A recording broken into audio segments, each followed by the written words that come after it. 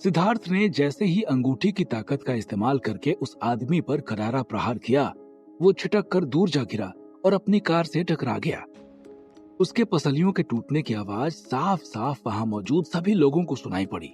पेमा ने जैसे ही ये देखा कि सिद्धार्थ ने उसे परास्त कर दिया है, अभी तक टैक्सी के अंदर बैठा पेमा गेट खोलकर बाहर निकला और उछलने लगा और उत्साह के साथ मुंह में उंगली रखकर सीटी बजाने लगा।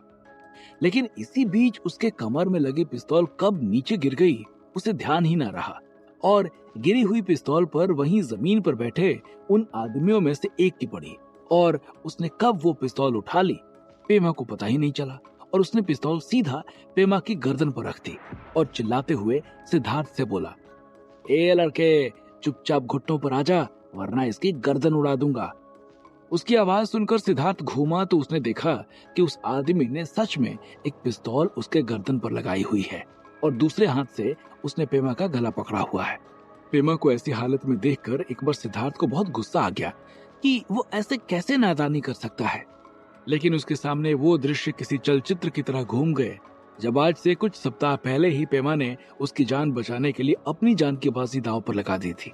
इसलिए उसके पास अब वो हिसाब चुकता करने का एक मौका था। लेकिन वहां की सिचुएशन कुछ और थी और यहाँ की सिचुएशन कुछ और थी। सिद्धार्थ ने जैसे ही अपना हाथ ऊपर करके हाथ को गले के पीछे लगाया, घायल स्थिति में पड़े हुए अन्य दो लोगों में जैसे जान आ गई हो।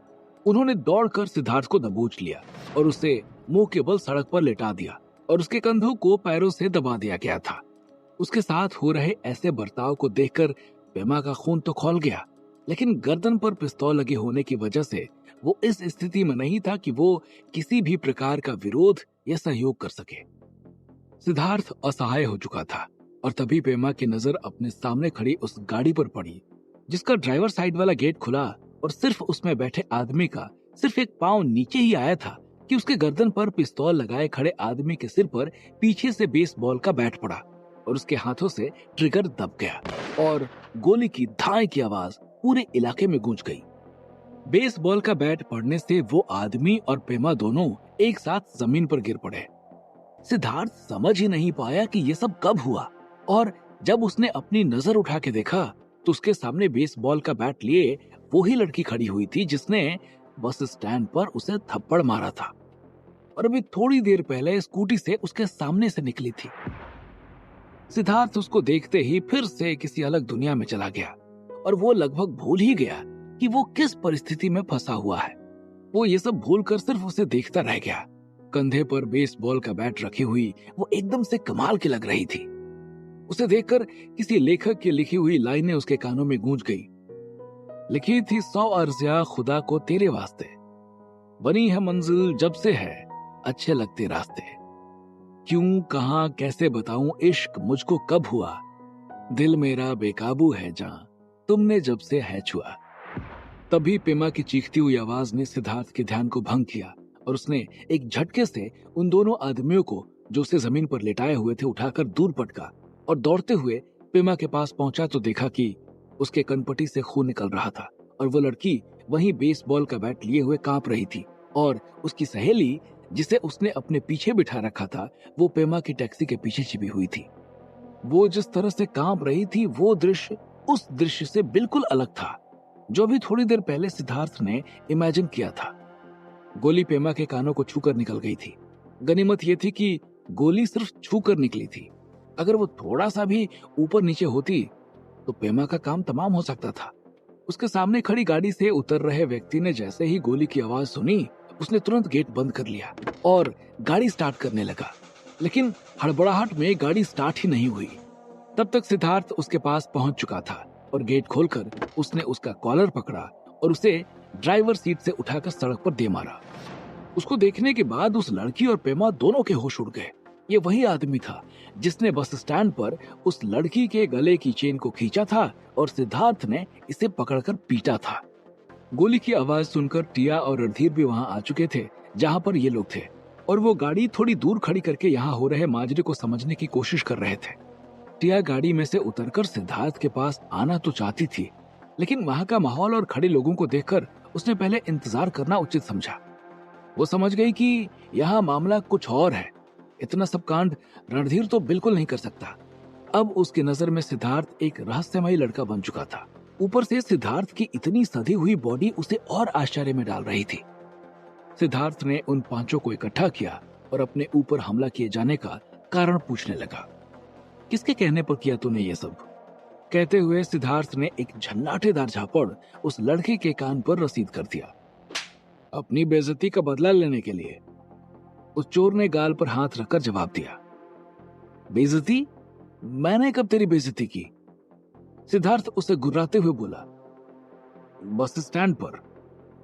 उसने जब ये जवाब दिया तो सिद्धार्थ समझ गया कि मैंने इसे जो बस स्टैंड पर पीटा था और शायद ये उसे ही बेइज्जती बोल रहा है, और उन चोर की ओर देखते हुए बोला, साले एक तो चेन खींचता और पकड़े जाने पर उसे बेइज्जती बोलता है और फिर ये सब करता है। फिर रुककर बोला, तुमने मुझे ट्रैक कैसे किया कि मैं इसी गाड़ी में हूं? सिद्धार्थ के पूछने पर जब उस आदमी ने जब कोई जवाब नहीं दिया तो सिद्धार्थ ने मुट्ठी बांधते हुए कहा, बोलते हो या फिर तुम्हें भी एक जड़ना पड़ेगा। सिद्धार्थ की मुट्ठी देखते ही उसके चेहरे पर हवाएं उड़ गई, क्योंकि उसने थोड़ी देर पहले ही उस मुट्ठी का प्रकोप देखा था और वो एकदम से किसी रिकॉर्डिंग मशीन की तरह बोलने लगा और बस स्टैंड से लेकर अभी तक हुई एक एक घटना का वर्णन करना शुरू करते हुए कहा, जब तुमने मुझे बस स्टैंड पर मारा और वहीं छोड़कर चले गए तो मैंने अपने गैंग के अन्य सदस्यों को फोन किया और उन्होंने मुझसे कहा कि मैं तुम्हें ट्रैक करूं, और इसी के लिए मैं तुम्हें खोजने निकल पड़ा। लेकिन मुझे इसके लिए ज्यादा कोशिश नहीं करनी पड़ी, क्योंकि जैसे ही मैं अपनी बाइक लेकर तुम्हें ढूंढने के लिए वहां से आगे बढ़ा, मुझे रोड के किनारे खड़ी टैक्सी दिख गई और मैं वहां से थोड़ी दूर खड़ा होकर तुम्हारे जाने का इंतजार करने लगा, और जब तुम होटल मिडनाइट पहुंचे तो पीछे पीछे मैं भी पहुंच गया और वहीं पर बाइक रोककर तुम्हारे बाहर निकलने का इंतजार करने लगा। जब काफी देर बाद तुम वहां से बाहर निकले तो मैंने देखा कि वही टैक्सी फिर तुम्हें लेने आई है जिसने तुम्हें यहाँ छोड़ा था, और तुम उस पर बैठकर जैसे ही निकले वहां आए एक लड़के ने तुम्हारी टैक्सी का नंबर किसी को बताया था और जिसे एक लड़की ने सुन लिया था। मैंने भी ये सब देख और सुन लिया था, जिससे कि मेरे दिमाग में एक प्लान आया कि तुम्हें मैं अपने आदमियों के साथ किडनैप करके गायब कर दूंगा और सारा शक उस लड़के पर जाएगा, क्योंकि वहां एक आई विटनेस भी था। तुम्हारे जाने निकलने के बाद मैंने अपनी बाइक रास्ते में छोड़ दी और इस कार पर सवार हो गया, जो कि उस रास्ते पर पहले से ही खड़ी तुम्हारे आने का इंतजार कर रही थी। लेकिन इतनी दूरी में कहीं भी ऐसा पॉइंट नहीं मिला कि मैं तुम्हें किडनैप कर सकूं। लेकिन जब तुमने इस लड़की को देखकर अपनी गाड़ी घुमाई तो हमारे पास एक मौका बन गया। लेकिन हमें ये समझ नहीं आया कि तुमने गाड़ी सुनसान रास्ते पर क्यों ली। पहले तो हमें लगा कि कहीं तुम हमारे लिए कोई जाल न बिछा रहे हो, लेकिन हम 5 थे और तुम 2। हम निश्चिंत होकर आ गए। वो आदमी अब तक हुई एक एक घटना के बारे में बताया जा रहा था एवं पेमा, सिद्धार्थ और वो दोनों लड़कियां गौर से उसकी बात सुने जा रहे थे। घटनाक्रम बताते हुए जब उसने ये कहते हुए अपनी बात खत्म की कि हमें लगा कि तुम हमें जाल में फंसा रहे हो, तो सिद्धार्थ का चेहरा एक रहस्यमयी मुस्कान से भर गया और वो उनकी ओर देखते हुए बोला, हम तुम्हें जाल में ही फंसा रहे थे और तुम फंस भी गए।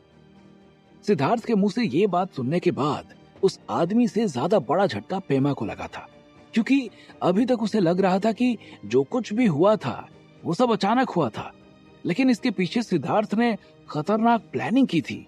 ये जानकर ही पेमा के छक्के छूट गए थे और वो हैरान हो चला था। इधर सिद्धार्थ की बात सुनकर पेमा हैरान हुए जा रहा था और उधर टिया और रणधीर दोनों अपनी कार में बैठे थोड़ी दूर से उन्हें देख रहे थे, लेकिन उन्हें कुछ सुनाई नहीं दे रहा था और कई लोगों के घेर कर खड़ा होने की वजह से उन्हें कुछ साफ साफ दिखाई भी नहीं दे रहा था। बस कभी कभी उनके बीच से सिद्धार्थ का चेहरा उन्हें दिख जा रहा था, जो टैक्सी के ड्राइविंग सीट पर गेट खोलकर पैर बाहर करके बैठा हुआ था और उस आदमी से बातें कर रहा था। टिया चाहती थी कि वो उतरकर वहां जाए और उसने यही सोचकर उसने जब गाड़ी का गेट खोलना चाहा तो रणधीर ने उसका हाथ पकड़ लिया और उसकी ओर देखते हुए बोला, सिद्धार्थ सेफ है, ये तुमने देख लिया, और देखो वहां मामला कुछ और है। हम यहाँ से निकलते हैं, क्योंकि सिद्धार्थ शायद वो नहीं है जो हम उसे देख रहे हैं, वो कुछ और है। ऐसा ना हो उसकी वजह से हम किसी मुसीबत में पड़ जाएं। उसकी बॉडी देखो, उसके आसपास खड़ी उन लड़कियों को देखो, उन 5 आदमियों को देखो। क्या तुमको ये सब सामान्य लगता है? टिया को रणधीर की ये बात थोड़ी थोड़ी समझ आ रही थी और वो आगे बोला, चलो यहाँ से निकलते हैं। उसके इतना कहने पर टिया ने उसकी तरफ देखते हुए कहा, वहां नहीं जाएंगे, लेकिन अभी वापस भी नहीं जाएंगे। कम से कम पता तो चले कि सिद्धार्थ आखिर कर क्या रहा है।